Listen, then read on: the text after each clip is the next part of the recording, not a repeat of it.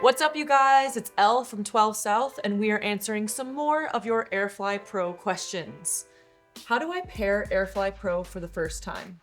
Congratulations on your new AirFly Pro device. How exciting. The first thing you're gonna wanna do is make sure your headphones are in pairing mode. All headphones are different, so just make sure to refer to your headphones owner's manual to see how to get your headphones into pairing mode. Next, I want you to take your AirFly Pro and make sure it is in TX mode, not RX mode. From there, we're just gonna turn the AirFly Pro on, hold that front button down, and we'll know it's in pairing mode because this button is flashing amber and white. Once these two have successfully connected, that light is going to remain a solid white color. And now you're all set. That's it, you're paired.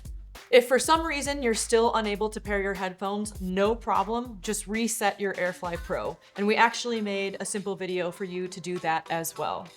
Thank you so much and happy pairing.